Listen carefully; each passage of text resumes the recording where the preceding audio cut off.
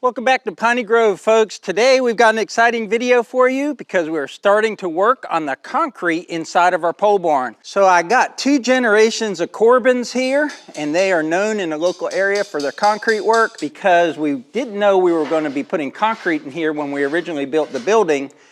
We had the floor just about level with the top of the footings, and so we had way too much dirt in here. So we got in here last weekend with the excavator and both tractors and the Summit dump trailer, and we cleared out about 12 or 14 loads of dirt so that they would have less that they have to take out of here.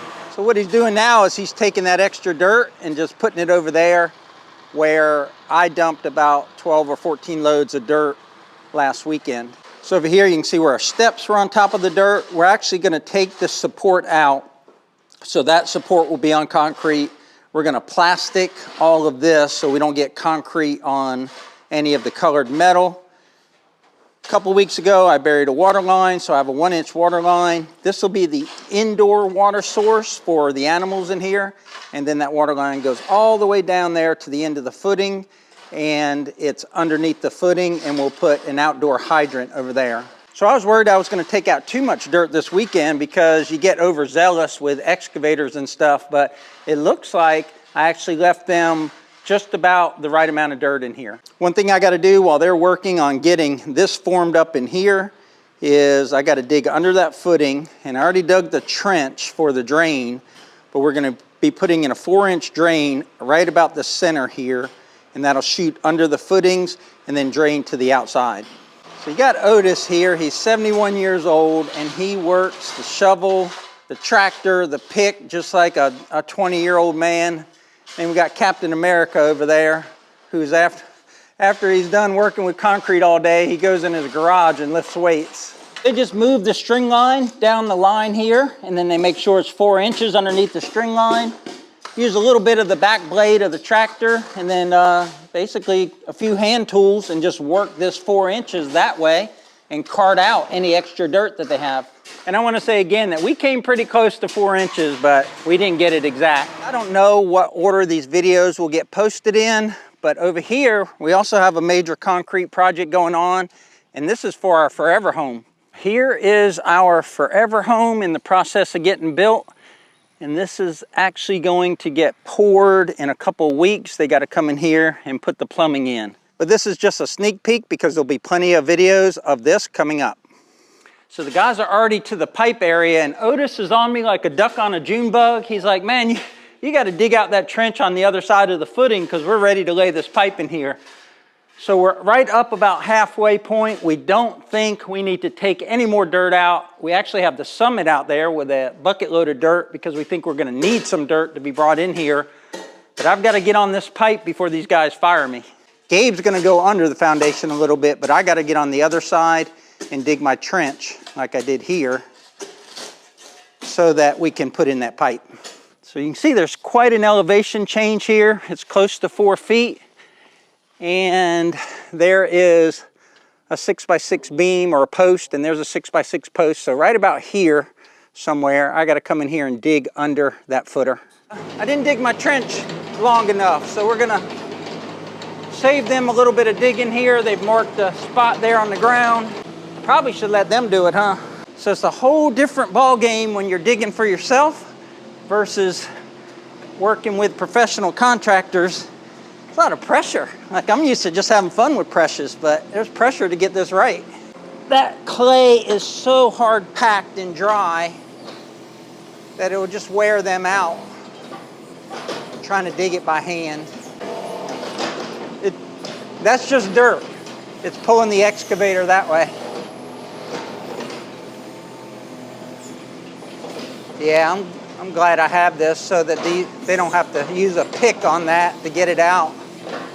That is so hard packed because when it was placed here as damp or wet clay, and it's just had a long time to dry and shrink up. I don't think we're going to have any danger of or any fear of concrete cracking because it's not going to settle a bit.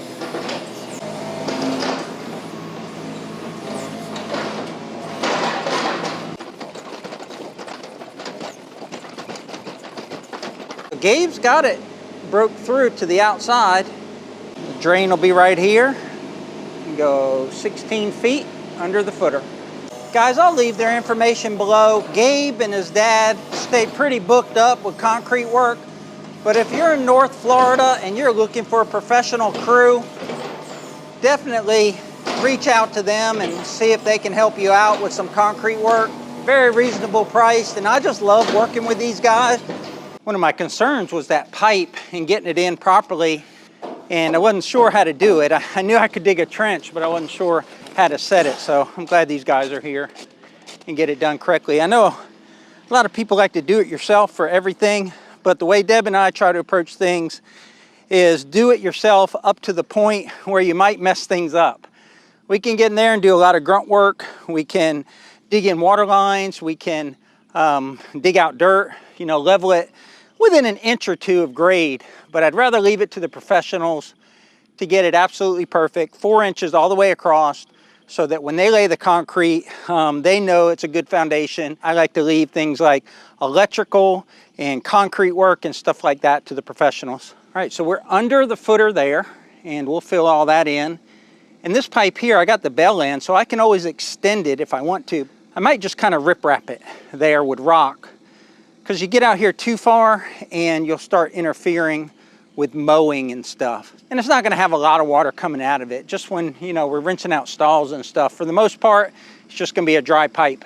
We're 4 inches from the red tin all the way to the orange string here, and we're just gonna keep bringing that string across. When I say we, I mean the hardworking Corbins. Where you want it, boss?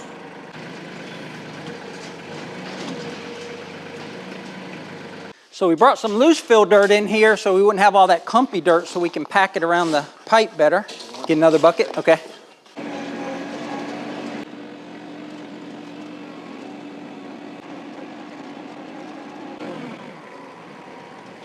All right, holler if you need anything. And there's my builder, so we gotta go talk to him about the foundation. I think that vehicle's too nice. I might be paying him too much.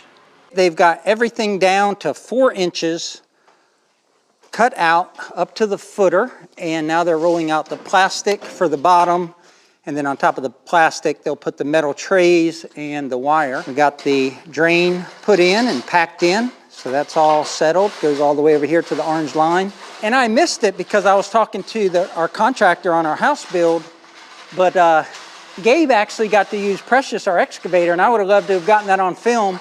But I saw where it was cut out here, where it was real packed at the beginning. I said, man, did you guys use a pick on that? He goes, no, we used your excavator. But I'm glad it was here so they could use it, because this ground is so hard. We're gonna do plastic on the bottom. We're gonna do these metal bay separators, and you'll see them, and that keeps it from cracking. And then we're also using wire, and then we're doing fiber concrete, right? My builder said the only concrete that doesn't crack is the concrete that's not poured. But Otis said your best way to keep your concrete from cracking is, of course, to have a really good base and plenty of joints. Yeah, you need those expansion joints. What Otis said is, by this being shaded and not in the sun, that'll help keep it from cracking. It'll get to cure at a more reasonable rate, and it won't be subjected to the expansion and contraction from heating and cooling, and also water getting in the joints and possibly freezing. I've said several times in the video, we're gonna create bays, and this is what we're gonna do. We're gonna use this metal right here, and they're gonna take and section this whole pole barn off into bays of concrete. Reduce cracking is the main reason that we're gonna do that, but what that'll do is create a bay like right here, and it'll have wire in it, but this will be kind of independent, or it will be independent from this bay of concrete. So the most cracking you're gonna get, if this decides to crack, will be retained in that bay, and the same thing all the way along here. And I believe that's gonna prevent them from having to put relief cracks in, because this piece of metal will stand up, and it'll be like that in the concrete. The concrete's 4 inches deep, so the concrete will be just a little bit above this bay.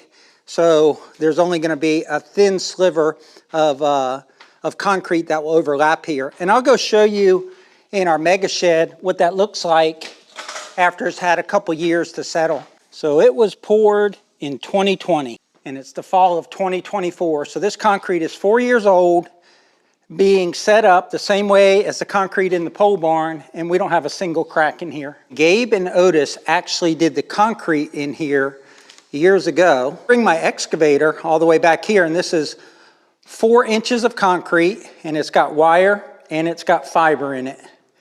And it's got plastic in those metal bays, and there's just no cracks in here.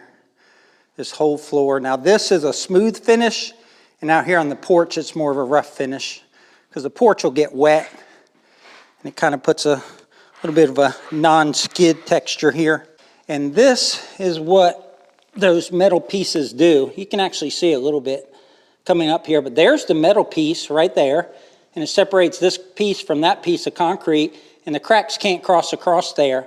Now eventually these little pieces come up, and the only thing holding them in right now is the fiber in the concrete. So what I need to do eventually is just chip all these pieces out and then put a bead of sealant in there.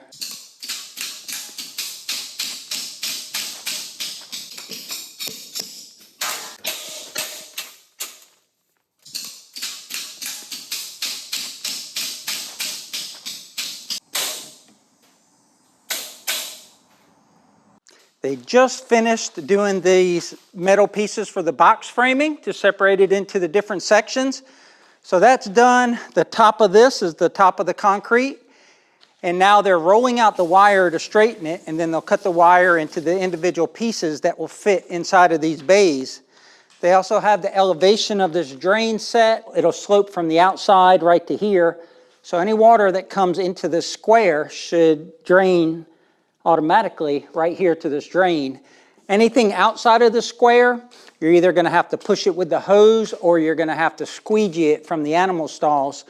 And the reason for that is because the footers were already set, and you couldn't do a slope all the way from that footer to here because there's just not enough space. Because this wasn't designed initially to have a drain in it, this is the way we have to do it. But I think it's going to work out great. I'm excited to see the next step, which is to put in the wire. And then once the wire is in, I think it's fully prepped for concrete.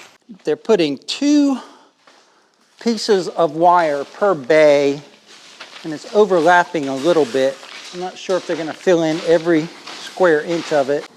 And we have some scraps that was left over from the last job. So I told them they'd go ahead and use them. So those little pieces should help fill in these little gaps here. We had that little thing over top of the well because this one-way check valve had froze a couple years ago, and we didn't have water to the small farmhouse here on the property. But what they're going to do is do a 4x4, just simple little form, 3-4 inches deep, just the depth of a 2x4, and get it level. And then we're just going to build like just a quick shelter over top of it with some tin, just something that we can hang a light in there on those rare cold days in Florida. Oh man, there's a big black widow there. That is definitely a black widow spider. So what they did there is, rather than cutting boards, they just let the ends stick out on each of the corner, and that way they don't have to resize the boards. Use the boards that they have left over from a different job, 4x4, put it over top of there, it's ready to pour. So I'm driving these boys crazy. I'm trying to line up all the buildings on the property so they kind of have some sort of, I don't know, alignment to them. So they got this formed up pretty quick. This is not a real technical form. It just needed to be level. It needed to be 4x4 so we can put a quick structure over top of the actual well. It was better already. I just love making progress out here on Piney Grove, and today was just another stepping stone closer to completing our dream homestead. So we got the red barn completely formed up, we got wire mesh in there, and we are ready to pour concrete. We also have this 4x4 area formed up, and this is our primary well. Our secondary well, which used to be our primary well, is in our well house, and we have multiple videos on why we have 2 wells out here on Piney Grove, and they're older, but they'll explain the story. So as Gabe and Otis were driving out, I had them stop and look at another job on the property. It's one that doesn't require forms, but it does require concrete. So you'll actually see that in the next video when we pour the pole barn and we pour this pad right here. And that one's gonna be kind of unique, it's interesting, and hopefully solves a problem for us. But that's gonna wrap it up. Hopefully you enjoyed today's video. If you did, please click that like button. And until next time, remember, life's short, tractor hard. PG out.